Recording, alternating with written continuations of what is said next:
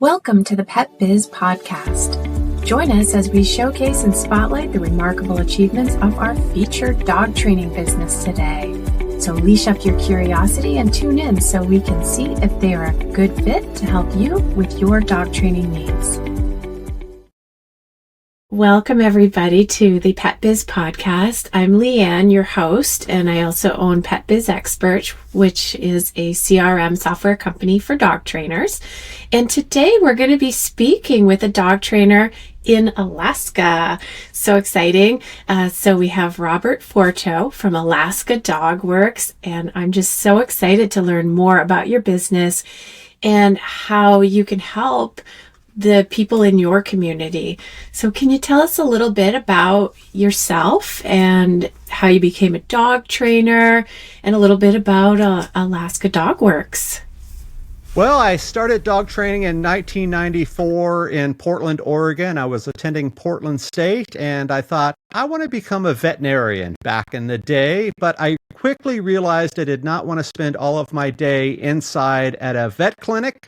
So on Saturday mornings, I would go to the parks of Portland and meet up with housewives that had unruly dogs at the time. And I showed up pretty much with a business card, a leash, and a smile, and started teaching those ladies how to handle their dogs. It was sort of an early version, I guess you would say, of a Canine Good Citizen program, that type of training.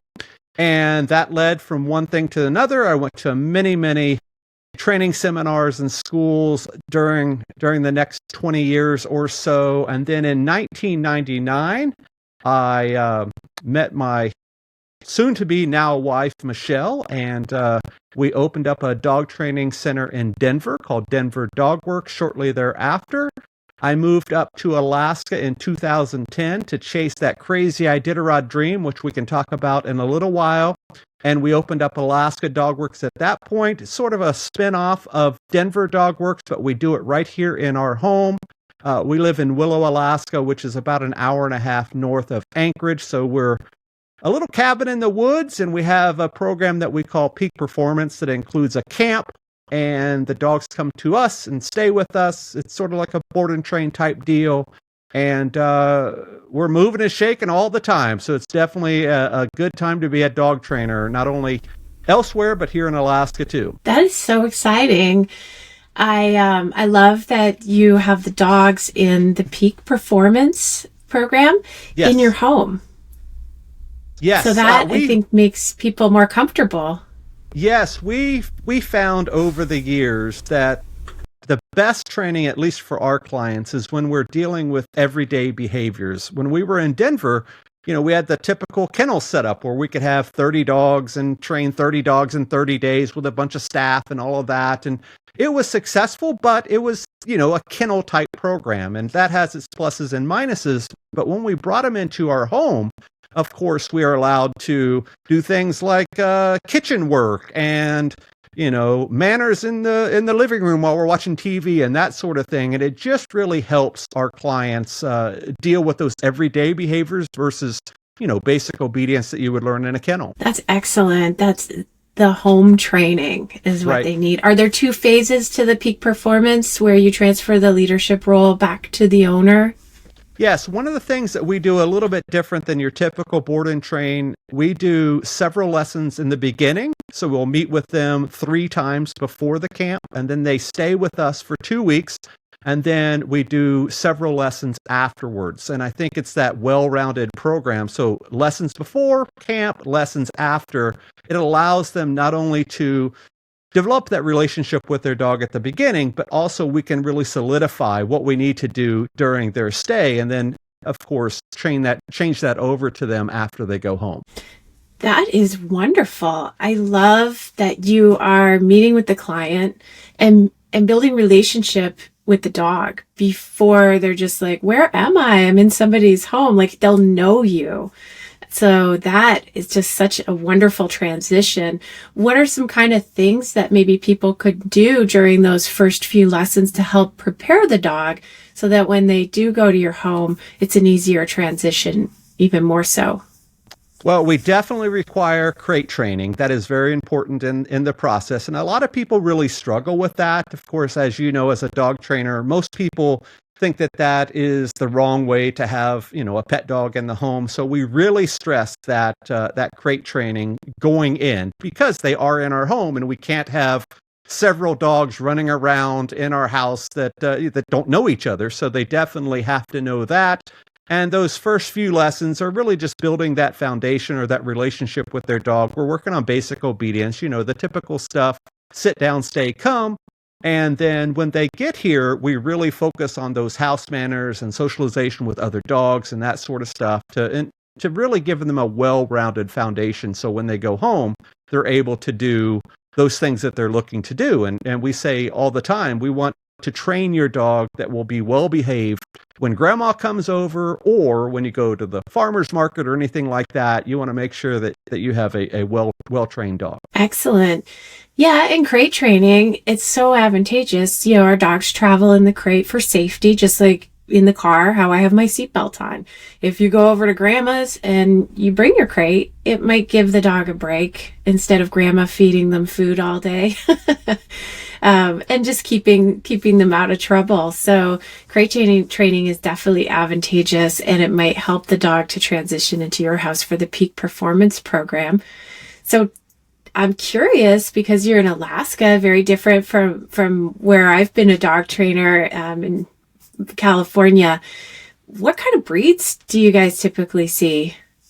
We see everything up here. We have a very large military contingent up here. So we have people from all over the world, literally, that come up to be stationed here. So we have a lot of military clients that of course have their dogs, and typically they are younger families. So they typically have, the labs and the golden retrievers and the border collies and the typical dogs. But then we also have our share of sled dogs, and I would love to talk a little bit about that in a second. That's a breed in of itself. And we deal with a lot of German Shepherds, of course, and working type dogs. Obviously, we are Alaska Dog Works, and people search us out for that in their name. So we deal with a lot of German Shepherds and Rottweilers and Dobermans and, the like. Awesome. Very interesting. And I'm not surprised to hear that you do have a lot of sled dogs in your area. And I'm so excited to hear more about that. But before we jump away from the peak performance program, which I think is fantastic, and a lot of people don't even know what a board and train is, which it sounds like that's kind of your peak performance style. So I think this is a good conversation to have so we can unpack that a little bit so people realize this is such a great way to get my dog trained by a professional rather than me trying to figure it out on my dog that's trying to figure it out too. It'll be so much clearer for the dog, and you probably get the results a lot quicker. Yes, we found over the years that that component with the lessons before and the lessons after really help out the owner, because I think a lot of people, when they send their dog to a board and train or a in-kennel type training, they expect that their dog is going to go away and come back, perfect.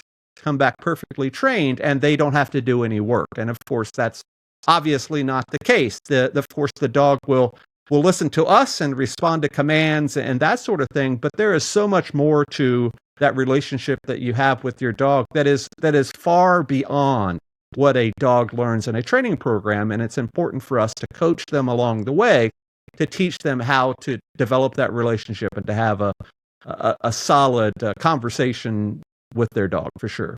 Solid conversation with your dog. That sounds great. So I would assume puppies would be, something you can help with housebreaking and crate training and jumping and things like that. Tell me a little bit maybe about the more adult dogs, the dogs that are maybe about a year or so, 2 years old. What kind of problems can you help with that people might just have thought, I thought they'd grow out of it, but we're still having this issue. Can you help those people? Yeah, of course, we're dealing with a lot of lack of socialization. That's key in any city in America where dogs are not socialized appropriately. We're still dealing with, I'm sure, and a lot of other dog trainers as well, is the effects from the pandemic. A lot of people got their dogs during the pandemic and had them holed up just like they were for a year or so with really lack of training or no socialization. So that just has compounded over the last couple of years. So you may have got a rescue dog as a puppy in 2020, and now that dog is 3 or 4 years old and still hasn't been socialized appropriately. So we deal with a lot of that. And of course, that comes with a lot of reactivity as well. So we deal with a lot of reactive dogs. You know, a lot of people expect that their dog is going to be just as well behaved in an open setting as they are in their home. And of course, that's not the case. Whether they go into the dog park or the daycare or whatever, there's always struggles there that we deal with. And we've talked a little bit about your program. We've talked about what you can help with, but where would folks get started? Do you offer like a consultation? We have what we call a free discovery call. That's important for us because it allows the potential client to get to know us on that call to see if we're a good fit. And I think a lot of dog trainers go into this thinking, well, they need my help and they're going to sign up regardless, whether they've met us or not. And I think that that's a wrong approach. I think it is very important for them to really feel us out when we're feeling them out. And when we are able to do that, that relationship starts right away. We can find out what their pain points are, we can find out what their struggles are, and then build a program based on that instead of just having a set of lessons or a program that's available online that you click and pay for. It works, but there is a much better way. So it sounds like a lot of wonderful personalization goes into your plan, and each client is assessed and their dog is assessed. I'm sure you've seen it all. So talking to them and triaging what's going on and making a plan sounds fantastic to be able to help and achieve all of their goals. Yeah, and it's an investment. Dog training is a hefty investment, not only in money, but also time. So it's important to point that out to potential clients to say, hey, you're going to have to put in the work here. We're not going to do this for you. Are you prepared to do that? And if you're not, we may not be the right fit for you. And something like a consultation or a discovery call or an initial meet and greet or whatever you call it in your dog training program, I think that's important because it allows you to set those boundaries and those guidelines going in so your client knows exactly what to expect from you and you know what to expect from them. Excellent. And then you'd mentioned that you've moved around a fair amount, lived in some amazing parts of the country, and you've got a lot of qualifications as a dog trainer. What do you believe are the most important qualities or skills for a successful dog trainer to possess? I think the most important one is communication skills, to be able to talk to your clients, to talk to your team. That's very important. And have boots on the ground, walk the walk and talk the talk. Make sure you've trained a lot of dogs. And if you don't have that, get that. I think a lot of dog trainers these days, train their own dog, and then they say, "Oh, I can do this for a business," and the next thing you know, they're in business and trying to train other people's dogs. But in order to do this successfully, I think that you have to train a lot of dogs for a long time. And once you get that under your belt, I think that really helps. And there's many ways to go about doing that, but There's nothing better than experience. Yeah, I wholeheartedly agree. That is so true. I'd love to hear more about the Iditarod and the sled dogs. Can you tell us more about that?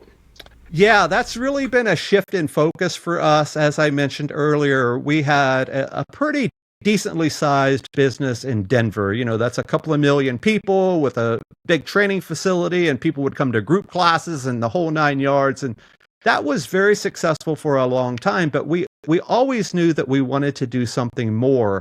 I've also been a dog musher since about the same time I started dog training in the mid-90s, and I always had this itch to run the Iditarod one day, and things just sort of worked out. And in 2010, we made our way up to Alaska. My daughter and I came up on a 4th of July weekend, and we looked at this place where I'm sitting right now, and I tell the story all the time. I left it up to the will of a 12-year-old at the time on whether we were going to move to Alaska. And I remember it was like yesterday. I was standing pretty much right where I'm sitting right now, and my daughter Nicole was in the next room, and she texted her mom on a little flip phone, and she said, "Mom, we're moving to Alaska, and Mom happened to be in the middle of a group class on a Saturday morning in Denver, and she got that text message from our daughter, and we made the decision, and I moved up in August of that year, so about a month later.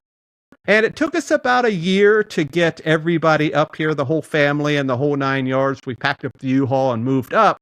But we moved up here with the intention of starting a sled dog kennel.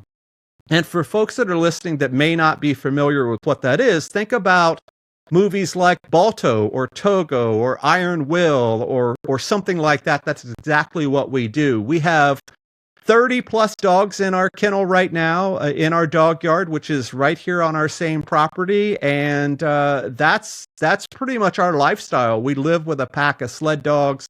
I teach dog mushing to 2 universities here in Alaska. I think I'm the only instructor in the United States that offers a college level program to do that. And we really introduce people not only to the sport of dog mushing, but also the lifestyle and all that goes with it. And one of these days I will run the Iditarod. I have not done it yet. It's a very expensive, time inclusive endeavor, but I always tell people that the oldest person to ever start out as a rookie was in his mid 70s. I'm in my early 50s right now, so I still have about 20 years before I'm the oldest guy to run the race.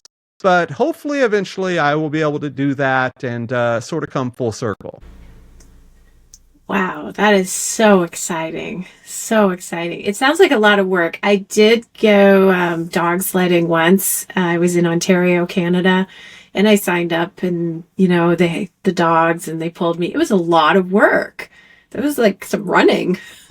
Yeah, it is. It's not only a lot of work out on the trail, but all that goes into it just on a daily basis. We spend about 3 or 4 hours a day, I guess, on dog chores. And you can imagine what that is. It's picking up a lot of poop, doing a lot of feeding, a lot of care for those dogs. When you have 30 dogs that you take care of every day, our team is definitely busy with that. And it's definitely a lifestyle. It's something that we are engrossed in 24 hours a day. And it's very similar to if you have a farm or if you have several dogs and you're involved in sports or whatever. People have multiple dogs all the time. But when you have something that takes up all of your time and literally all of your money, it is definitely a lifestyle. And just for your listeners, for perspective, our dog food bill alone is over $2,000 a month. So it is very expensive to take care of a team of sled dogs. And of course, those need a lot of attention and a lot of resources for sure. Yeah, I definitely kudos to you for having a team. And that's so exciting. And you're living the dream. And then back to your dog training business, I wanted to see maybe if you have like a heartwarming success story of a particularly memorable, transformation with one of your canine clients, be it a pet dog that you've transformed, or maybe a service dog, because I know you do that work as well.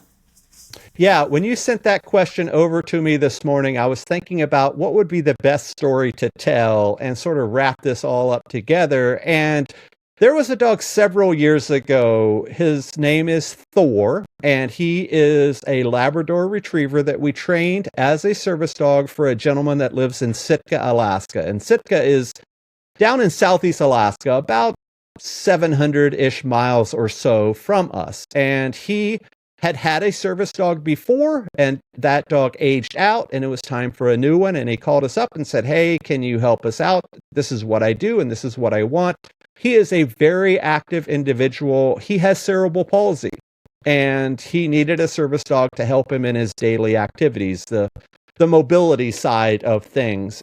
But what was more important is he gets out and does everything possible in Alaska. He goes fishing and hunting, and he's a photographer, and he spends a lot of time outside.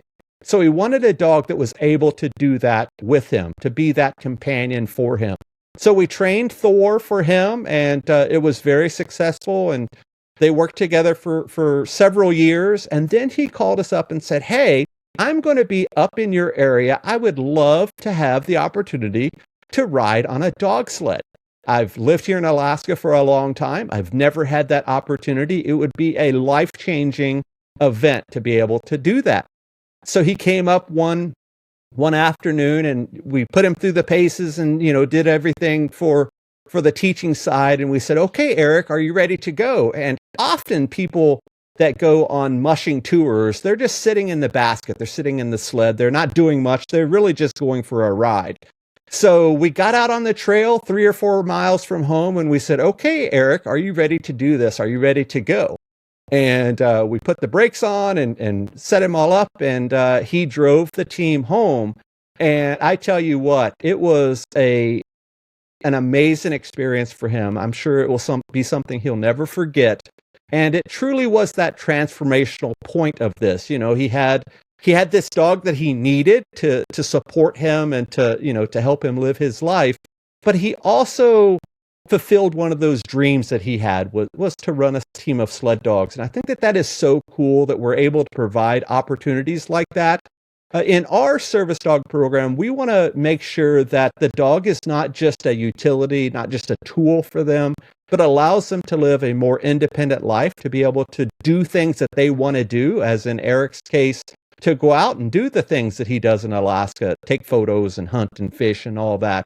And to be able to provide that in a training setting is so important. And I think that by far, it's a success story for us. I got a little choked up there. That was awesome story. Thank you. I was thinking Thor was going to start pulling the sled or something, but that says a lot. Like, Thor sounds like the perfect dog for him, because most service dogs are kind of like just super focused on that one job, but Thor has to be able to also go out and run around outside while he's doing things and be controlled off leash, I assume, and things like that in a fishing environment and stuff. So that's different. That's pretty cool. Yeah, he truly is an excellent companion for him, because, when you're dealing with mobility issues, and in particular cerebral palsy, you're limited sometimes in what you're able to do. And there's been many occasions where this man had to go to the hospital for one thing or the other, and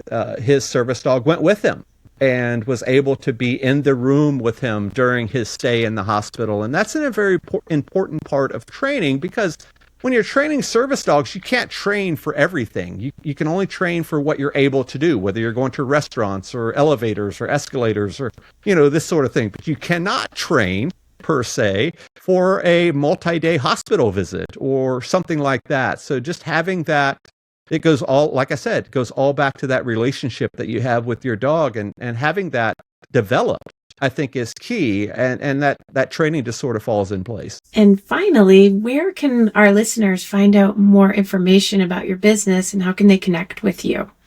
We are on all social media. Just search for Alaska Dog Works, as well as alaskadogworks.com. And I am everywhere. Just search my name, and I love connecting with people. I'm probably most active on either Facebook or X or Twitter or whatever people are calling it these days. But I look forward to having people reach out. We do have our own podcast. We've been podcasting since 2009.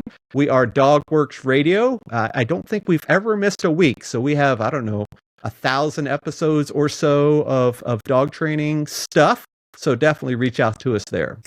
That sounds like an excellent free resource for folks, especially if they're just not sure, does my dog even need training? Maybe go to that podcast and listen to a few to help make that decision, and definitely set up a free discovery call with you too. For sure. And the important part about our podcast, it's available to anybody in the world. And as you know, as a podcaster, that's an important part of this. If we're able to provide value on our podcast, whether it be training advice or stories or whatever, then they can reach out. Maybe they won't reach out to us, but they'll reach out to another dog trainer and say, hey, I heard this on this guy's podcast. Can you help me out as well? And I'm a firm proponent of having a collaboration between other dog trainers and, other pet professionals. That's how we grow. That's how we learn. And I think that's an important part of that relationship that we have with our clients. Fantastic. So everyone, please visit alaskadogworks.com And thank you so much, Robert, for joining us today. Again, I'm Lianne, the host from Pet Biz Experts, a CRM for dog trainers. And have a great day. Thank you.